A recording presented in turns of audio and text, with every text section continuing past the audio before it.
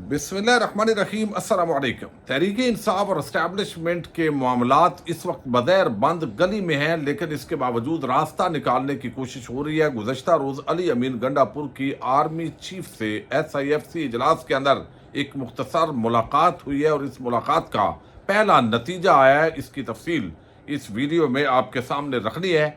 मरीम नवाज की MPA और वजारत आला की सीट खतरे में है, किसी वक्त भी बाजी पलट सकती है। कैसे, ये आपको बताऊंगा। यूनान के अंदर एक पाकिस्तान की खातून एंकर गिरफ्तार हुई हैं, फिर रिहा हुई हैं।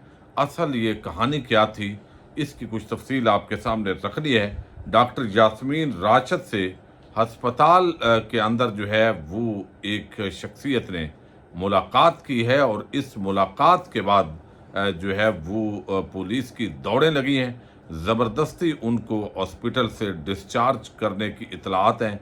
ये भी खबर आपके सामने रखनी है। उम्मीद है आप वीडियो समाप्त करेंगे और अपने कीमती फीडबैक से ज़रूर आगाह करेंगे। पाकिस्तान के इस वक्त सियासी, अदालती, मुआशी जो मामलात हैं वो इंतहाई पेचीदा हो चुके हैं। एमरजेंसी मार्शल लॉ की बातें हो रही हैं, मुआशी ख़ास तौर पर तबाही हो रही है। IMF जो है वो बजट ज़बरदस्ती जिस अंदाज में बनवाता है वो बनवा रहा है और अब जो है वो बहुत सारी जो नशिस्तें हैं, जो बाकायदा नौकरियां फिक्स की गई थी, वो भी हटा दी गई हैं। वो भी एक बड़ी खबर है, उस पर अलहदा वीडियो में बात करेंगे। लेकिन डॉक्टर यास्मीन राशिद साहिबा, आपको इल्म है, कैंसर की मरीज़ हैं, उनकी पाकिस्तान के अंदर बड़ी खिदमात हैं, लेकिन हालात इस नेज पे पहुँच गए हैं कि यानी संग दिल किस्म के लोग वो पाकिस्तान को टेक ओवर कर चुके हैं।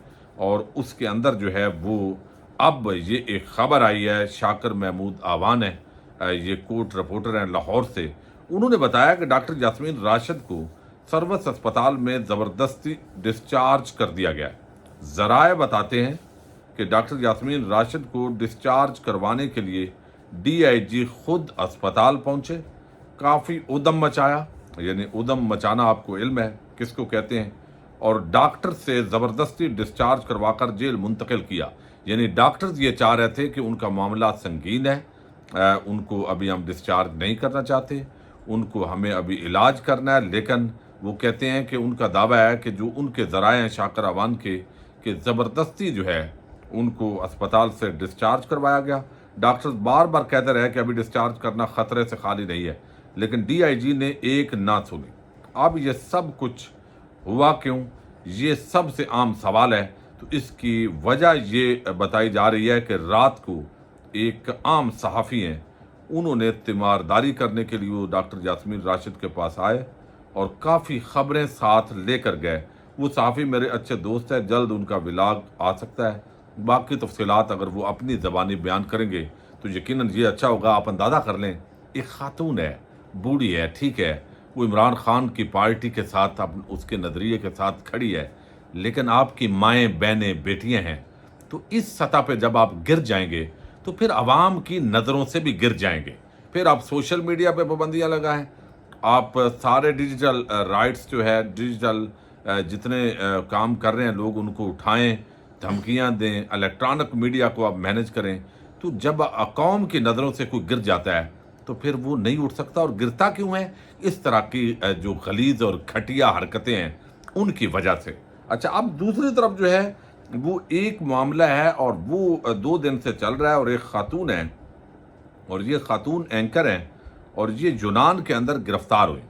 और गिरफ्तार होना इनका जो है ये एक बड़ी ख़बर बना कि ज़ाहिर है वो यूनान पहुंची हैं।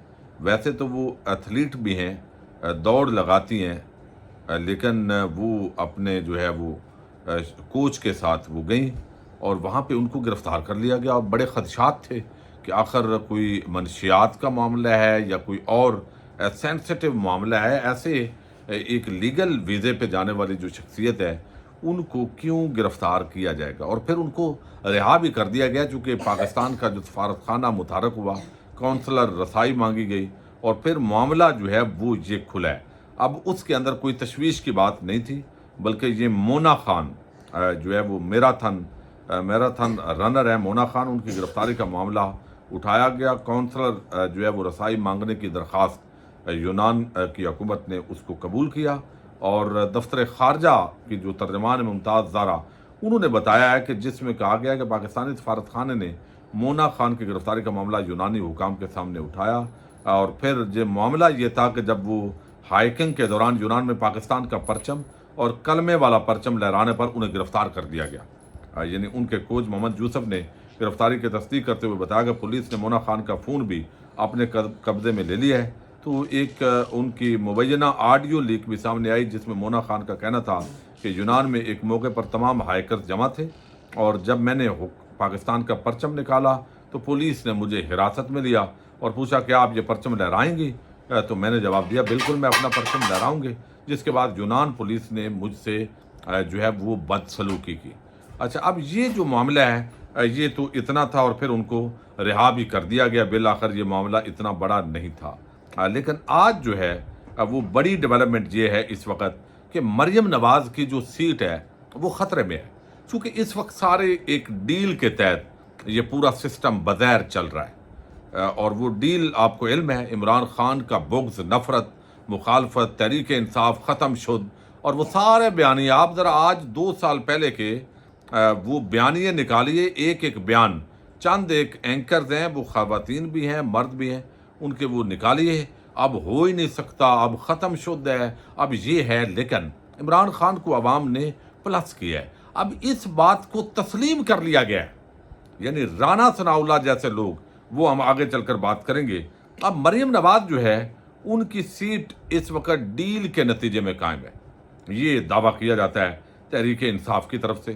اب یہاں پہ اور کچھ اس کے اندر جو کرائن ہیں وہ بتاتے ہیں، جو مار شرافت وہ جیت چکا تھا فارم 45 کے مطابق، لیکن اس کو ہروایا گیا، چونکہ مریم نواز کو اگر عام عہدہ نہیں دیا جائے گا تو میاں صاحب تو ناراض ہو جائیں گے، تو میاں صاحب ناراض ہوں گے، عمران خان پہلے ہی ناراض ہے، زرداری حکومت بنانے کی پوری جو ہے وہ پوزیشن میں نہیں ہے، تو میاں صاحب کو تو خوش رکھنے کے لیے اس کی بیٹی کو خوش رکھنا ضروری ہے۔ اب یہ لاہور ہائی کورٹ کا جو ٹریبیونل ہے اس کے اندر یہ معاملہ اٹھایا گیا، اور اس کے اندر جو نشست ہے PP 159، جس پر در حقیقت فارم 45 کے مطابق مار شرافت جیتے ہیں۔ اب جسٹس سلطان تنویر نے نوٹس جاری کر دیے ہیں اور 20 جون کو طلب کر لیا گیا ہے۔ اب اگر صوبائی اسمبلی کے الیکشن پر سوالیہ نشان اٹھ جاتا ہے تو پھر وزارت اعلیٰ بھی خطرے میں ہے۔ یہ سمیع ابراہیم صاحب انہوں نے دعویٰ کیا، لیکن یہ تو ایک MPA کی سیٹ پہ ظاہر ہوتا ہے۔ اب میرا اس کے اندر جو ذاتی خیال ہے وہ یہ ہے کہ مریم نواز کو کچھ نہیں ہوگا، وہ چونکہ نواز شریف کی انشورنس ہے، ان کو عہدے پہ رکھیں گے، وہ ٹک ٹاک بناتی رہیں، ان کے جو شوق میلے ہیں وہ لگی رہیں، عوام کو کچھ ملے نہ ملے، PTI کو اور باقی مخالفین کو تڑیاں لگانا، اداروں کو استعمال کرنا۔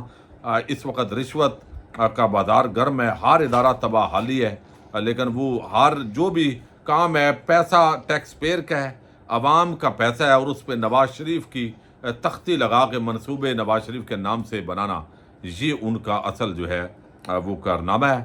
تو اگر یہ ڈیل کسی ٹائم ادھر ادھر ہو گئی تو پھر یہ سب کچھ ادھر ادھر ہو جائے گا۔ اس وجہ سے مریم نواز شریف کی تو سیٹ پہلے ہی ان کو جس طرح جتوایا گیا، تو مریم نواز کی جو MPA کی سیٹ ہے وہ جب نہیں رہے گی تو وہ وزیر اعلیٰ بھی نہیں رہیں گی۔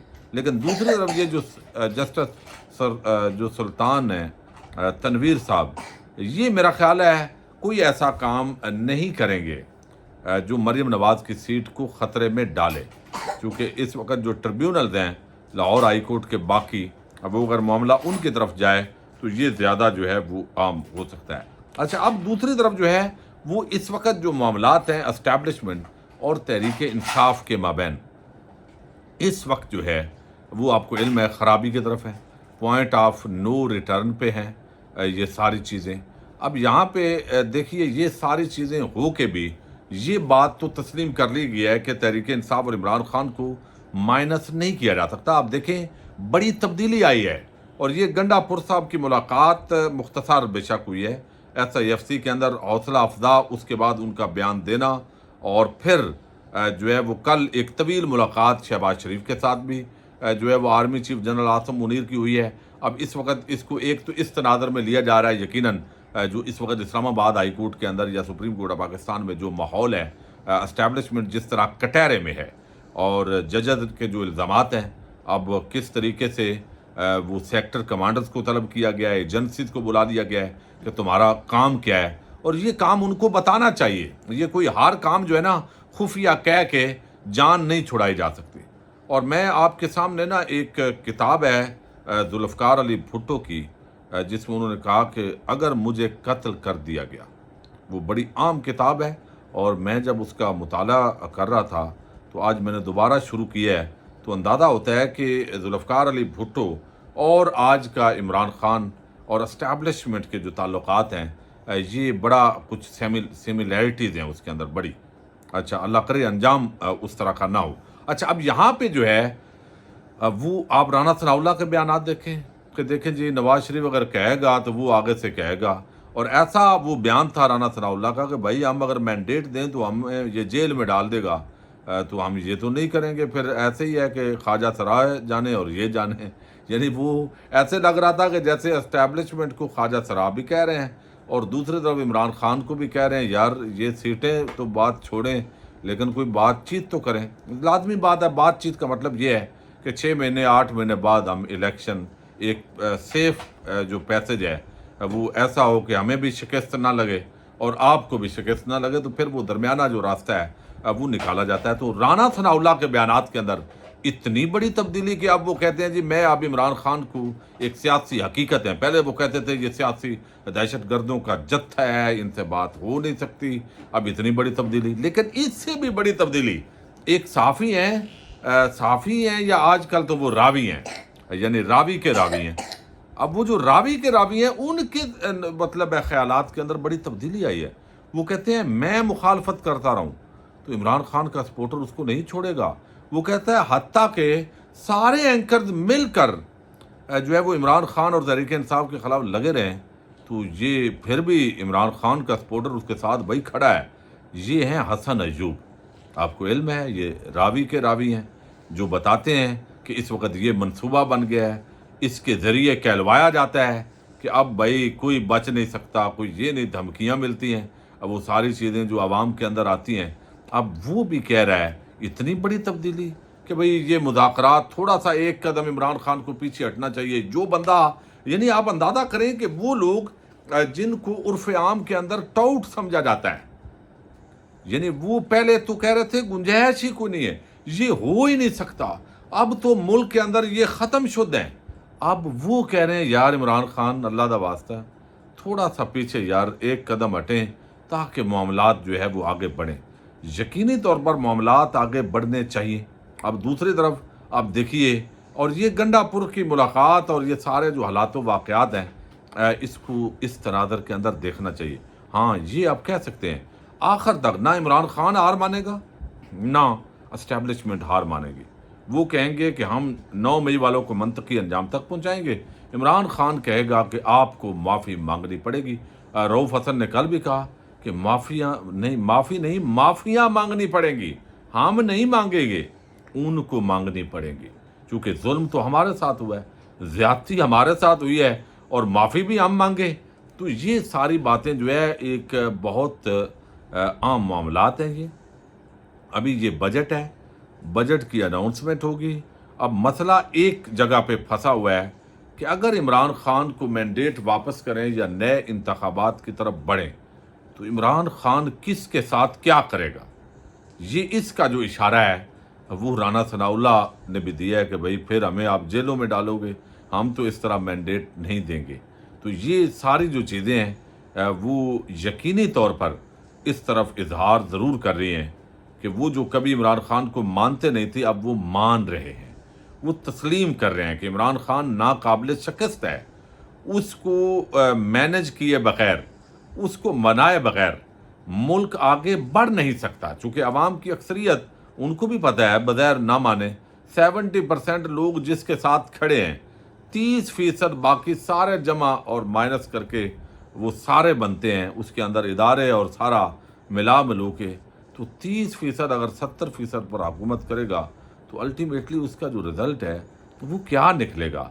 तो इस वजह से जो दरमियाने लोग हैं वो लगे हुए हैं, और नून लीग के रवैये में तब्दीली, जो रावी हैं उनके रवैये के अंदर नरमी। देखें ना, जो कंट्रोल टावर के साथ जिसका डायरेक्ट रिमोट है, अगर वो नरम हो गए हैं کہ بھئی نہیں ایسے لچک دکھانی چاہیے، تو آپ اندازہ کر سکتے ہیں کہ کہاں تک معاملات جو ہے وہ نیچے. تو علی امین گنڈا پور کی یہ ملاقات حوصلہ افزا، اور انہوں نے کچھ چیزیں کمٹمنٹ کی ہیں، لیکن کمٹمنٹ پہلے بھی توڑی گئی ہیں، ممکن ہے یہ بھی توڑ دی جائیں. بہرحال یہ ایک بڑی ڈیولپمنٹ ہے. پاکستان زندہ باد، پاک فوج پائندہ باد.